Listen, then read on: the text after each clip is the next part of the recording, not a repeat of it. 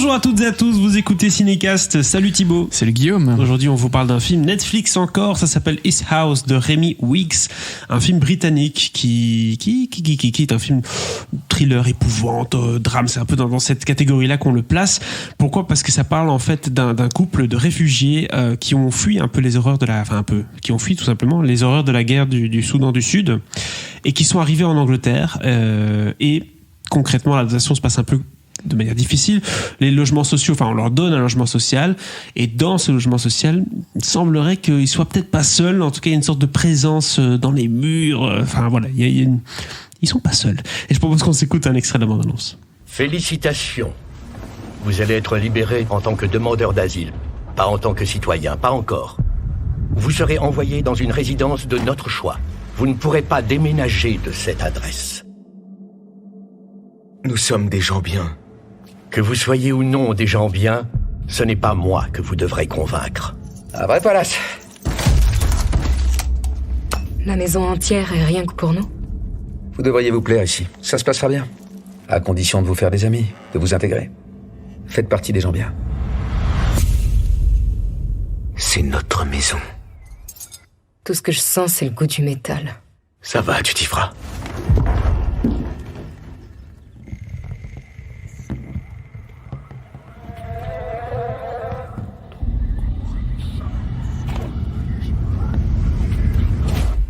Alors Thibaut, c'est très prometteur cette histoire de film d'horreur avec une maison hantée, mais sous fond de crise de réfugiés en Angleterre, il y a un mélange social et épouvante qui est pas mal, qui fait penser au mélange social et épouvante de Get Out. Tout à fait. Voilà, merci Thibaut. Tout à fait. Non, mais c'est exactement ça. C'est-à-dire que le film ne démarre pas du tout comme un film d'épouvante, un film d'horreur. Alors évidemment, dans tous les films d'horreur et les films d'épouvante, tu commences pas direct avec le truc fantastique, l'élément fantastique, la présence, l'esprit, peu importe. Il faut que ça rentre petit à petit, quoi. Mais souvent, dans les films d'horreur et épouvante, t'as déjà quand même assez rapidement cette ambiance un peu bizarre. Et ici, tu l'as pas, je trouve. On est plus dans limite un drame social. Avec ces gens qui ont quitté leur pays, qui arrivent en Angleterre, qui cherchent un logement social, qui font les démarches pour devenir citoyen anglais, donc ou en tout cas avoir le droit de séjour. Et donc t'es pas du tout dans ce truc de film de genre au début. Par contre, quand les éléments fantastiques arrivent, là, forcément, t'es direct dans le bain et pas qu'un peu, quoi. Mais ce qui ici, je trouve, est intelligent, c'est la façon dont le film est écrit déjà. Parce que voilà, t'as une très bonne balance entre le fait de parler de sujets quand même pas évidents. Ça parle pas énormément de la guerre au Soudan, mais c'est un élément qui est évidemment présent. Mm-hmm.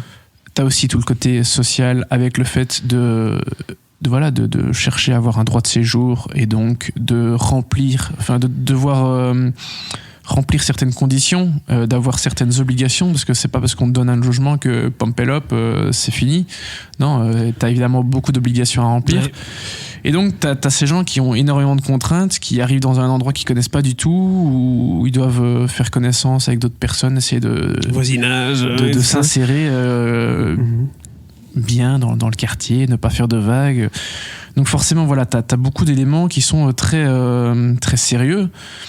Et toute la partie fantastique, horreur, épouvante, elle est hyper réussie aussi parce que le réalisateur Remi Weekes, il fait de très belles choses de mise en scène. Tu vois qu'il a été à bonne école, c'est son premier film pourtant en tant que réalisateur, et franchement faire un truc pareil c'est assez costaud. Et donc je trouve que dans l'ensemble c'est très réussi, très clairement, et que la balance entre tous les éléments est vraiment parfaitement gérée.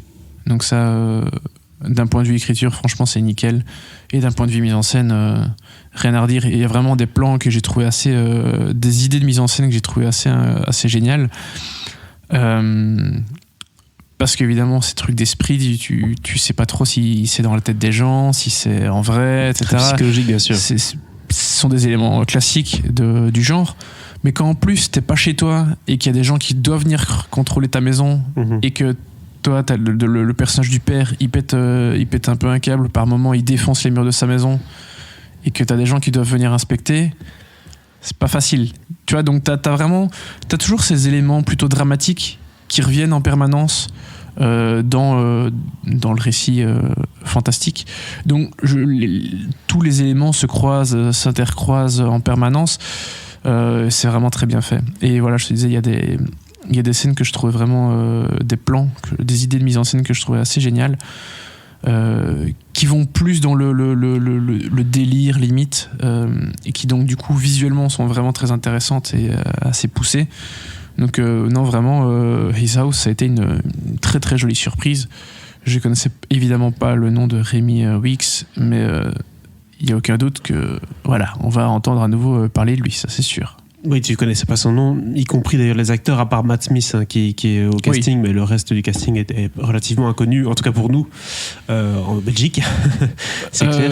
Oui, bah alors je pense l'actrice principale est dans la première saison là, de Lovecraft Country. D'accord.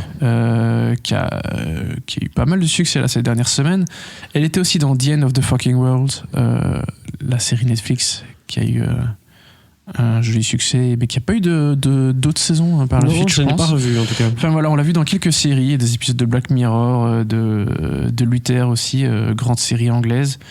Et lui, on l'a vu dans l'excellente série anglaise Gangs of London, qui est toujours pas sortie chez nous, je pense.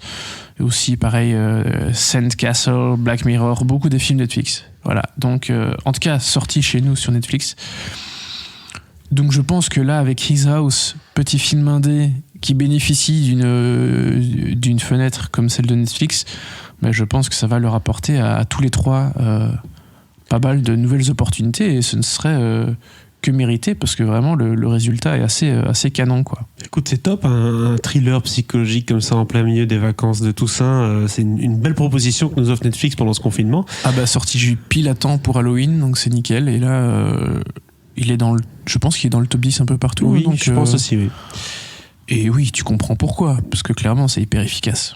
Est-ce qu'il y a une volonté aussi, tu me disais certains plans ingénieux par rapport à la psychose, etc. Est-ce qu'il y a une volonté de faire du cinéma? Parce que c'est vrai que souvent sur Netflix, on a un peu peur d'avoir des films un peu, tu sais, production de contenu plus que production de film. Est-ce que tu retrouvais vraiment une patte artistique dans les choix du réalisateur? Ouais, complètement. Je vais pas expliquer les plans en question. Non. Mais oui, il y a vraiment de beaux éléments de cinéma dedans. Et le gars a du talent, ça c'est clair et net, quoi. Donc on devrait le retrouver, j'espère pour lui, à la réalisation de nouveaux films de genre, ce serait bien, parce que vraiment c'est une très très belle proposition qu'il a faite là. Bah écoute, c'est fantastique. Combien d'étoiles tu donnes à His House? Un très très bon 3 étoiles. Un très bon 3 étoiles d'encouragement aussi pour Remy Weeks pour ce film His House qui est disponible sur Netflix depuis le 30 octobre.